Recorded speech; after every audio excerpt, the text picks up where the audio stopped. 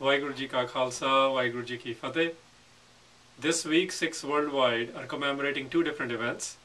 One deals with the trauma and pain of pogroms of November 1984, and the other is the cultural festival of Diwali, which in Sikh context is Bandi Chor Divas. So I'm sitting here thinking and reflecting upon how do we at the same time within a week deal with two varying events. One seems to be more celebratory, but the other one seems to be more of sadness. Again, seemingly we look at those. So the idea is, can we understand something from the lives of the Gurus, Guru Nanak Sahib onwards, to get lessons on how do we deal with two of these events. So let's look at Guru Nanak Sahib himself. He also witnesses a genocide during his lifetime.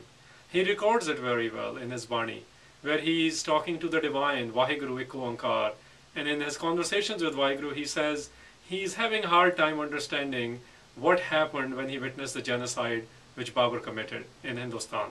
And he says to Waheguru that if two unequal sides are fighting, it's hard to understand when the mighty kills the meek. And at the same time, while he's having these kind of dialogues and conversations, he is responding. Both Bhai Mardana and Guru Nanak Sahib are jailed for questioning what Babur did. They organized people in jail, then they had to be released from the jail. So this was his response. He wasn't just saying, let's be spiritually active about it, let's just do Simran. They did Simran and Part and Kirtan to develop their own strengths and conversations with Waheguru. At the same time, there's a response to the community which was relevant for the time being. Now, let's go to the idea of Diwali. What happened in Diwali? Well, what happens is, you know the cultural context of it. In the Sikh context, Guru Har Gobind Sahib is freed from a jail. We actually call it Bandi Chor Divas, which literally in Punjabi means Kaidiyan nu chudaya. Kaidis are prisoners. People who were imprisoned by the state, they were freed. So it wasn't enough for the Guru to say that it's okay for if you release me. His surroundings, whether they were Sikhs or not, it was important for him that his surroundings also become free. So what is going on here in these two events? You might say, well, they were Gurus and this is how they dealt with it. Well, we need to draw lessons from how Sikhs deal with this. Let's come to the first one. There was a genocide in 1762 as well, where half of the Sikh population was killed in one day, where the numbers range anywhere from 20,000 to 50,000 Sikhs. What did Sikhs do at that time? Jassa Singh Ahluwalia, Baba Chadat Singh, they organized Sikhs, while they strengthened themselves through Part and Simran, they organized Sikhs to defeat Zain Khan in Sirhind within 3 months and overpowered Lahore within 6 months.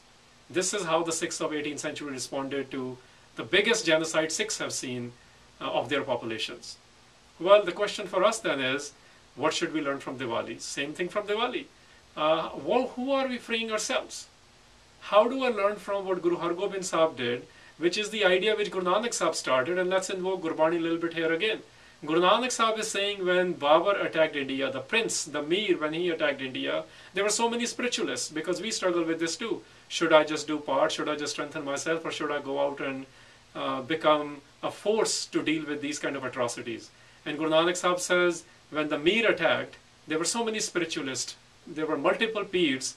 Why didn't they show their magic that day? How come they weren't relevant? How come the Mughals didn't go blind that day? So his point is, if you are just spiritually active or just politically active, you will not be able to provide wonderful solution. What we are dealing this week with is this journey from what I am calling, as I do my own journey, from darkness to light. Darkness deals with the ignorance.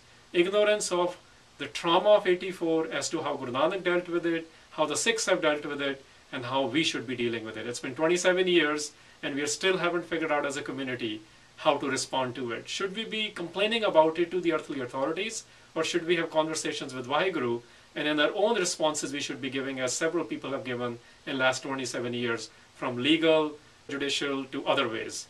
Similarly, in Diwali, the question should be, how many people have I freed? Do our women in our community feel free? Do our children feel free? Are we giving them wings to have a bigger flights of freedom, or are we clipping their wings so they can figure out how to give their responses? This is the challenge for us. This is the challenge for me, you, and whole community, from local Gurdwaras all the way to Akal Tak Jathedar.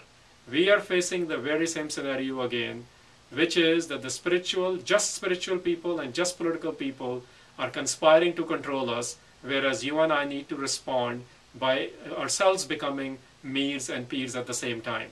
So the question is, what is the message for the day out of this week's event? How can we commemorate them? You all figure out. You can enjoy laddus, you can also have your chocolate laddus and do atishbajis, but at the same time, the question remains, how many lives have I freed? Darkness is about ignorance, and ignorance breeds revenge and hatred. Whereas if we invite Shabad, as Bhai Gurdas writes, that Diwali ki raat dive bali, and is temporary. Don't just light the lamp which will die off in few hours. Just like the stars disappear by the time morning comes. And just like when the pilgrims leave, the pilgrimage center becomes empty.